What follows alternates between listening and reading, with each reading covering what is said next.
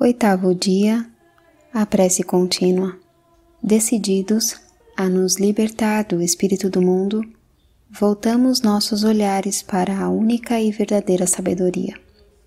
Nosso desejo de possuí-la se eleva de um coração fervoroso. Por isso, espontaneamente, a prece se apresenta a nós como a ajuda mais poderosa para manter nosso desejo em seu fervor e para atrair em nossa alma a divina sabedoria. Com nosso mestre espiritual, meditaremos sobre a maravilhosa obrigação de ter de pedir esse grande dom de Deus e sobre a continuidade que deverá caracterizar nosso pedido. Recorramos humildemente a Maria Mediadora, cuja função é acolher todas as preces e transmitir todas as graças.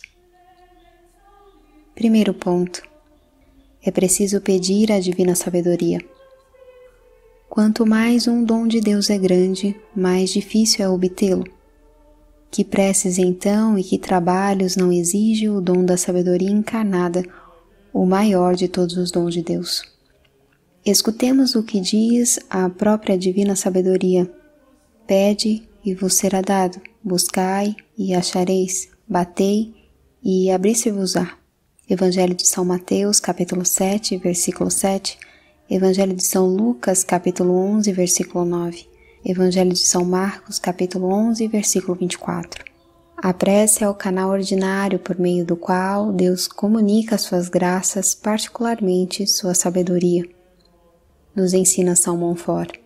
Senhor absoluto de seus dons, Ele deseja que reconheçamos primeiro nossa extrema indigência. O pobre, porque é pobre, pede a esmola. Todos nós somos pobres diante de Deus. Implorando a Ele, confessamos nossa miséria.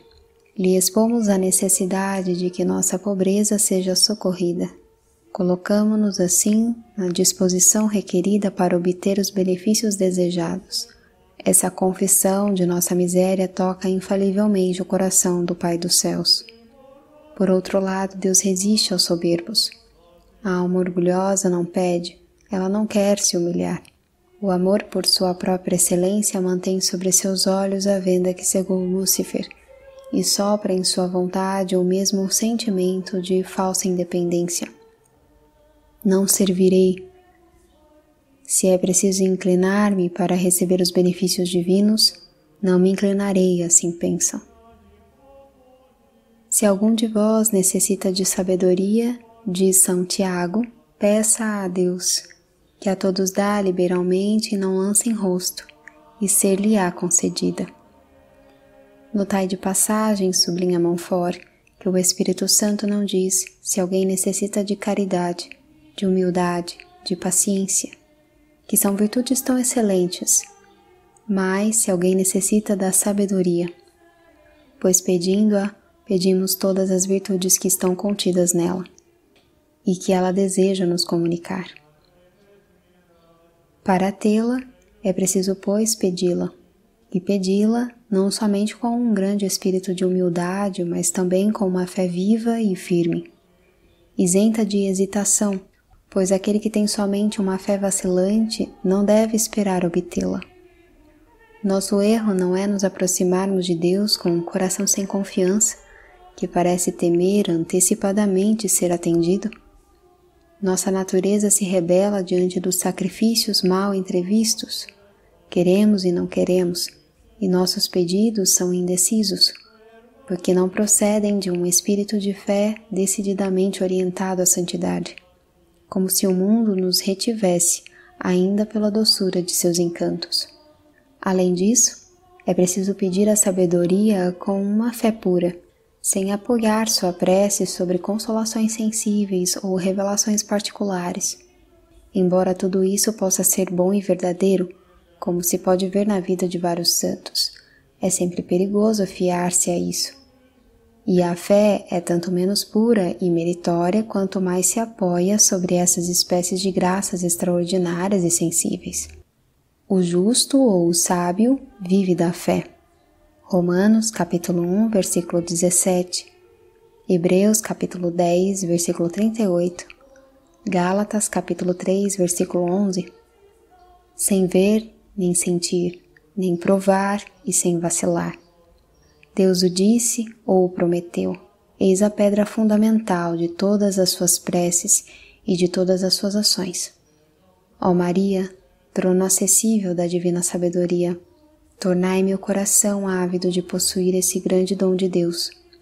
Tocai nele as fibras de vosso espírito de oração. Imploro vossa poderosa mediação. Comunicai-me vossa fé, terei a sabedoria por meio dela, e todos os bens virão a mim. Cânticos de São Montfort, os desejos da divina sabedoria, número 74. Segundo ponto, nosso pedido pela divina sabedoria deve ser contínuo. No mesmo canto, São Montfort, dirigindo-se à divina sabedoria, se atrevia a dizer-lhe: se não quereis que eu vos pertença, deixai-me vos importunar, deixai-me sempre no castigo de vos buscar sem encontrar. Como exprimir melhor a continuidade com a qual, sem jamais nos cansar, devemos pedir a divina sabedoria? É para a aquisição dessa pedra preciosa, desse tesouro infinito, que importa fazer uso de uma santa importunidade junto a Deus, sem a qual nunca teremos.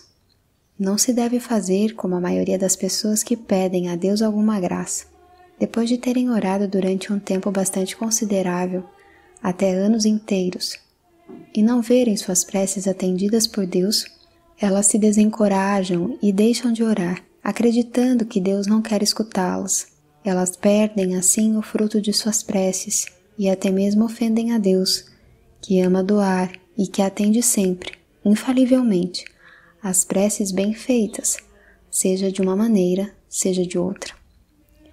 Aquele que deseja, pois, obter a divina sabedoria deve pedi-la dia e noite, sem cansar e sem se desencorajar. 1000 vezes bem-aventurado será se a obtiver após 10, 20, 30 anos de preces, ou mesmo 1 hora antes de morrer, e se a recebe depois de ter passado toda a sua vida a buscá-la e a pedi-la e a merecê-la por toda a sorte de trabalhos e de cruzes, que esteja bem convencido de que não lhe é dado por justiça, como uma recompensa, mas por pura misericórdia, como uma esmola. Não são essas almas negligentes e inconstantes em suas preces e suas buscas que terão a divina sabedoria. Serão aquelas que se parecerem com aquele pedinte importuno do qual fala o Evangelho, que foi no meio da noite bater na porta do seu amigo pedindo-lhe 3 pães. Ou então a mulher cananeia, na região de Tiro, que é um exemplo ainda mais tocante das graças que pode obter a oração perseverante. Senhor, filho de Davi, tende piedade de mim, gritou ela. Minha filha está miseravelmente atormentada do demônio. Sua prece é transbordante de fé, como a do centurião de Cafarnaum.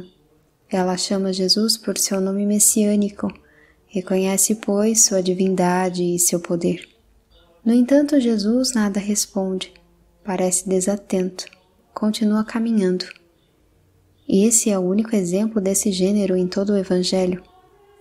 Ele, que acolheu outras mulheres culpadas, não se detém a esta, que é simplesmente desafortunada, e desafortunada em seu amor maternal. São João Crisóstomo se espanta. Que novidade surpreendente, exclama ele. Buscais as outras, essa infeliz busca a vós e a repeles. Diz ainda Santo Agostinho, mas ela não tem um movimento de revolta, nem um sobressalto de dignidade ofendida. Quando escuta, fui enviado senão as ovelhas desgarradas da casa de Israel, e não para as ovelhas estrangeiras do meu redil. A isso ela responde, mas vossa mesa é rica, há migalhas que caem no chão. E deixa-se que os cachorrinhos da casa comam essas migalhas. Ó mulher, grande é a sua fé. A prece triunfa sobre tudo. Ela desarma até mesmo a Deus, que concede então muito mais do que pedimos. Nessa cena do Evangelho, nosso olhar visa somente a cura da menina, mas há também o outro milagre, o mais importante, o que atrai os olhares do Divino Mestre? A ascensão sublime de uma alma que persevera em pedir com uma fé e uma humildade crescente, apesar da recusa aparente e apesar da prova de humilhação. Assim, Deus nos atenderá infalivelmente, se vir que continuamos a rezar mesmo assim. Mesmo que fosse preciso esperar anos e talvez uma vida inteira, como nos disse São Montfort. Unida à oração vocal que se exprime por meio de palavras, acrescentaremos, seguindo o último conselho de Montfort, a oração mental, que se faz no interior da alma. Ela ilumina o espírito, nos diz ele, porque obriga a reflexão e apresentando aos nossos olhos as verdades eternas.